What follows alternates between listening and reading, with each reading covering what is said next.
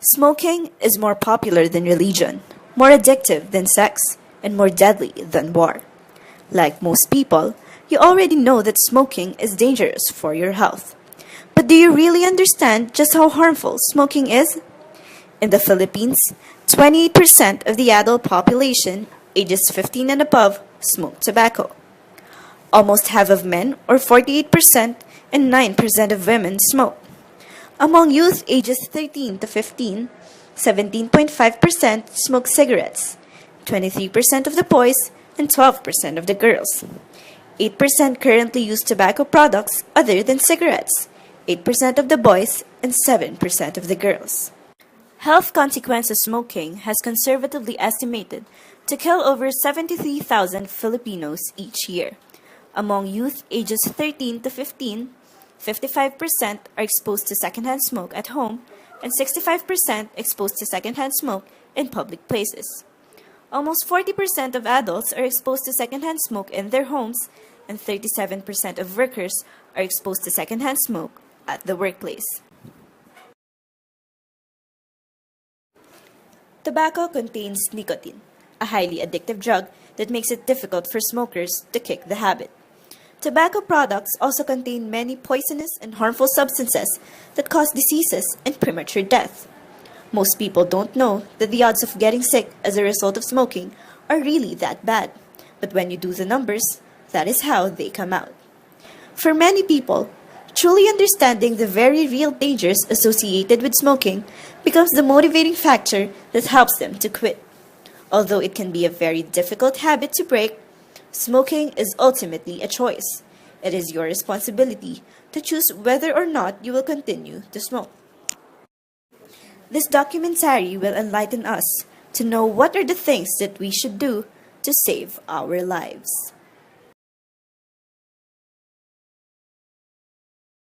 Causes of smoking. Most people start to smoke during their teens and are addicted by the time they reach adulthood. The causes can be peer pressure, lack of maturity, experimentation, stress, and many others. As of 2009, 17.3 Filipinos smoke. This is according to the Global Adult Tobacco Survey or GATS. But the question that everyone is curious is, why do people get addicted to smoking?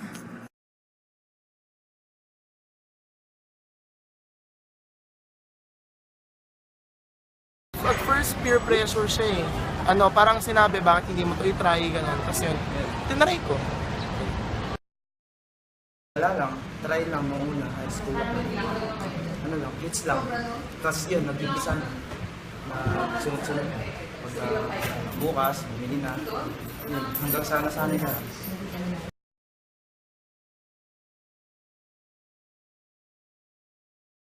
Parang na-high ka, ganun. Parang minahihilo na may tama yan. Kaya, Parang normal lang. Sa una, siya, para siyang mapangit sa lalamunan. Pero nung katagalan, naging normal na. Parang, wala lang, nagkikendi ka lang. Nicotine reaches the brain after a few seconds, but wears off easily, which is why smokers light up another stick again and again. Because of this, smokers becomes more dependent on nicotine, physically and psychologically, which makes it harder for them to quit.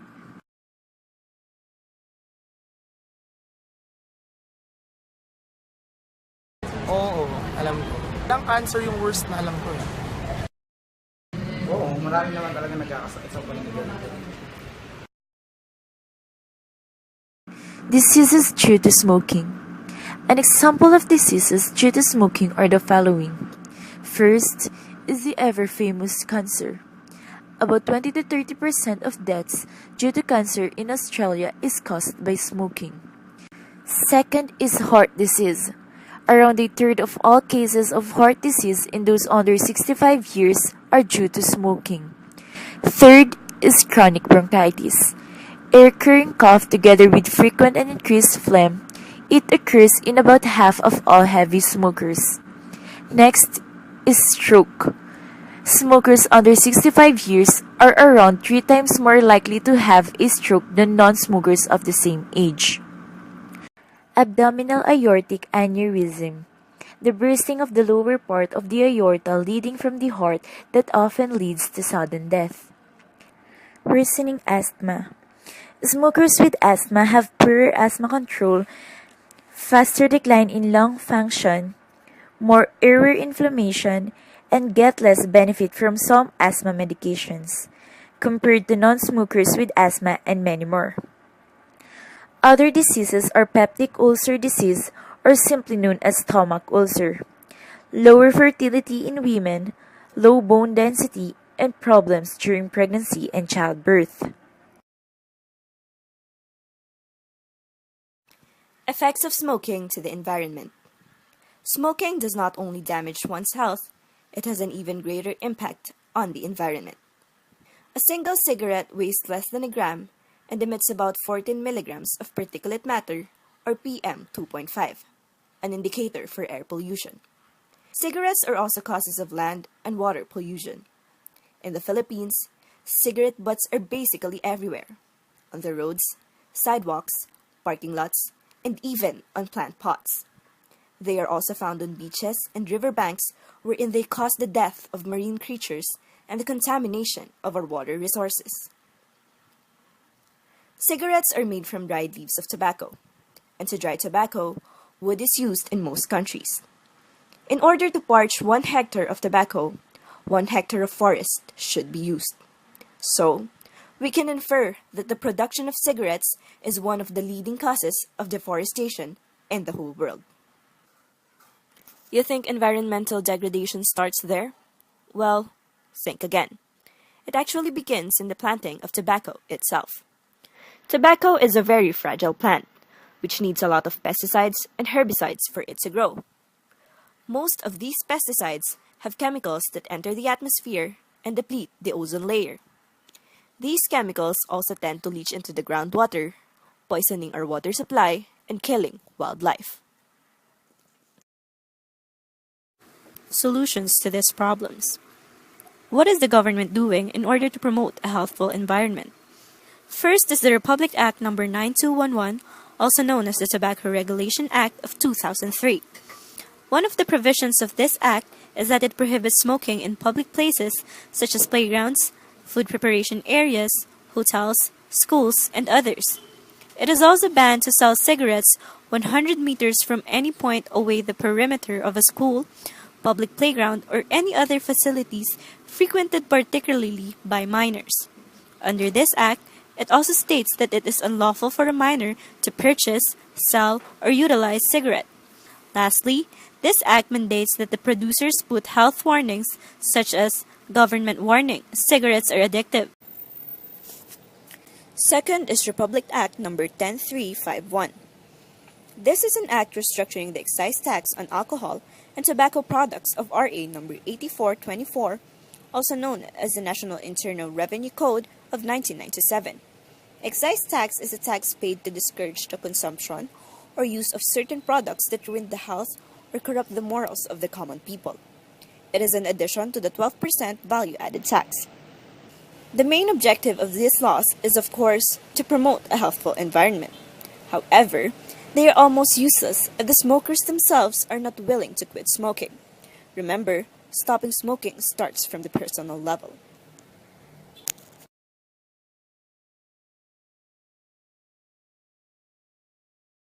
Ngayon kasi, nag-stop na ako. Parang, hindi na ako masyadong nag-smoke. Ano na lang siya for, halimbawa, nasa stress ka sa school, gano'n, yun na lang.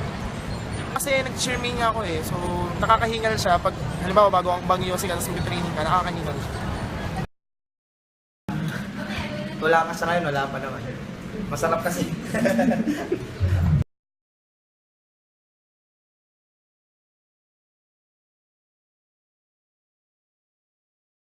Nicotine, which is what you usually get when you smoke cigarettes, reaches the brain in about 7 seconds after you inhale your first puff. So what nicotine does in your brain is that it binds to your dopamine receptors, which stimulates your pleasure centers. So when we have stimulation of the dopamine centers or dopamine receptors, you have a feeling of anxiety, you have ability to concentrate easily, you have increased attentiveness, you have a feeling of being very good, okay, quote unquote. Now, it also binds to your locus ceruleus nuclei, which is also involved in our being able to concentrate easily. So that students usually take the comfort of cigarettes, especially when studying, because it allows them to concentrate more easily. You also have the seeming ability to learn fast what concepts you are studying when you are smoking because of these effects of nicotine in the brain.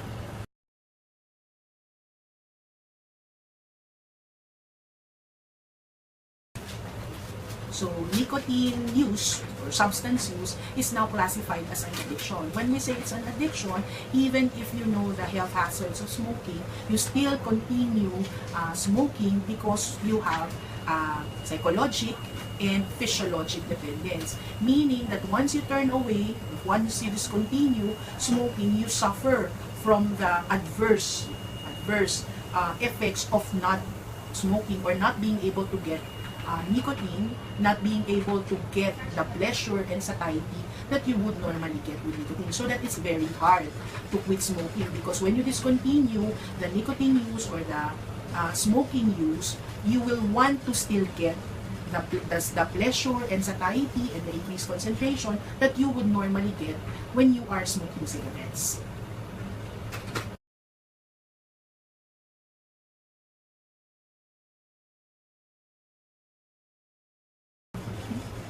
Okay. When you constantly smoke, meaning you continually smoke cigarettes over an extended period of time, you develop upregulation of your dopamine receptors. So what happens is that when before you would normally require, let's say 5 sticks of cigarettes to experience pleasure and satiety, when you have upregulation of receptors, you have tolerance to the effect of nicotine, that you will require more number of cigarettes for you to experience the same effect when you smoke constantly.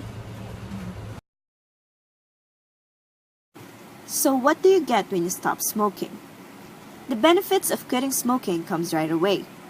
Food and drinks will taste a whole lot better, and saving that 50 pesos of cigarette per day will be 20,000 pesos in a year. You will be more approachable since you will smell fresh, and you will be able to have lots of new friends. It is also one way of protecting our loved ones. The smoke they inhale coming from you might be the cause of their death. And of course, vital signs will improve over time.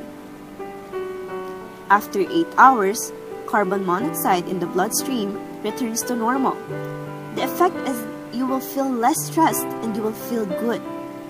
After 1 month, there will be whiter teeth and skin will improve back to normal. After 3 to 9 months, cough and breathing problems will decrease because lung function increases by 10%. After 1 year, the risk of a heart attack, stroke, and coronary heart disease has dropped to less than half to that of a non-smoker. After 10 years, the risk of lung cancer reduces to half compared to that of a non-smoker, and risk of stroke will be the same to that of a non-smoker. After 15 years, risk of cardiovascular diseases will be of the same level with those who never smoked. And after 20 years, risk of lung cancer is the same to a non-smoker. It is like as if you never smoked, so don't waste any more time smoking. Quit now and get control of your life once again. Trade-offs of solutions. There are a lot of other solutions that can help smokers to lessen or stop them from using cigarettes. It ranges from products such as chewing gums to laws. But no matter how many solutions there are to stop people from smoking cigarettes, it is not an assurance that the problem regarding smoking can be resolved. This is because it is as polarized as North and South.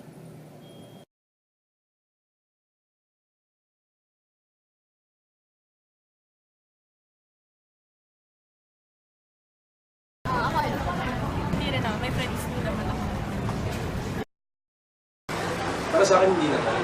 Dahil kasi, choice naman nila yun eh. We're all entitled to our choices. Lalo na pag barkada yung VOC, siyempre hindi mo naman pwede itapo siya. Siyempre date mo rin siya na kaibigan pa rin. So hindi mo babago. Ganun pa rin. Accept na lang kung yung gusto niyo. Okay lang kung saan siya sasaya. Sa tingin ko, ako okay lang din. Kasi, ano naman eh, hanggat di ka nakakasagabal sa ibang tao. Kasi ang pag-iyaw sinilulugan naman yun. There are a lot of arguments regarding smoking. The first argument is health issue. Smoking is known to cause harm to other individuals through second-hand or even third-hand smoke. But some smokers believe that smoking won't affect others. The second argument is because of the freedom we have.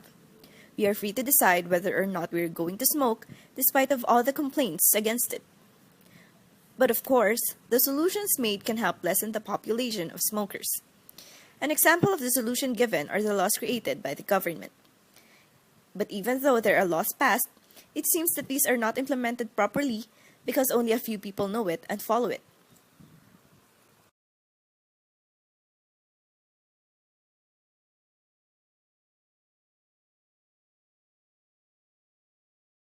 Yes, okay. Hindi pa. Wala naman. Wala ko.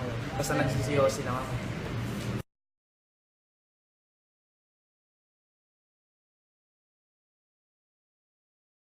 Wala pa naman. We should always remember that there is no best solution to smoking. We should keep in mind that quitting starts at the personal level. Lastly, we should learn the value of respect. If you are a smoker, you should respect the decision and views of other people regarding smoking.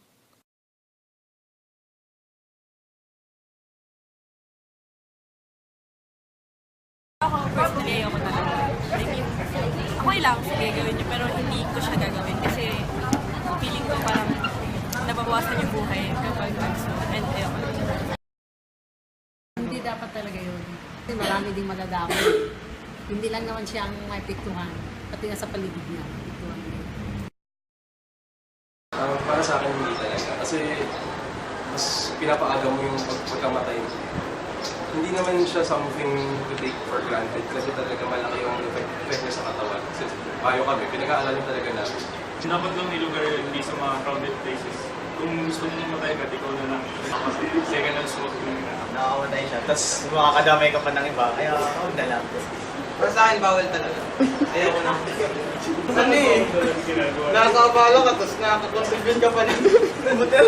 Pagkabutas ng ozone layer, di ba? Saka masama talaga yun sa health. Kung gusto mo mabuhay, huwag ka mag-yosi.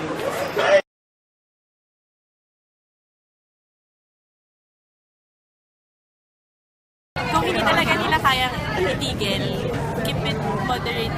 Tsaka sana yung isa-isang place lang para hindi naapektuhan masyado yung mga tao na non-smokers. As a person, concerned din ako sa mga kanya, family members ko kasi naninigarilyo din. So, syempre, concerned din ako. Tigil nyo na. Message ko sa mga nagarilyo, tigil nyo na yan kasi ano yan sa kalusugan, tsaka sa kalikasan, at sa busa. Tsaka yan sa pera. Naman sa amin, wala naman kaming against you guys na smokers. Pero yung concern na talaga namin is why waste your life on something that's not gonna last forever. Diba? sa akin, okay lang. Basta ako na hindi kami sa ibang tao naman. Good luck na lang. Sana mabuhay pa kayo ng buhay. Ano naman eh, choice niyo yan kung mag-yosi kayo eh. Mo rin ka. Mas choice mo kung gusto mong mamatay, choice mo kung gusto mong tumagal. Isipin mo na lang din yung mga magulang mo na nagbibigay sa'yo ng pera, tapos bibili mo ng ganun. Individual matters. Our plan of action. Although there is no assurance that this will have an effect to the smoking community, we hope to try to reduce smokers through sharing this documentary in social media. In order to reduce, stop, or prevent the number of smokers from growing, we can discourage our friends and acquaintances from trying it out. Warning them about the possible effects and the hazards it may bring may dissuade them. We will start with ourselves. We will never try smoking just to look cool, fit in, cope up with stress, or whatever reason there may be.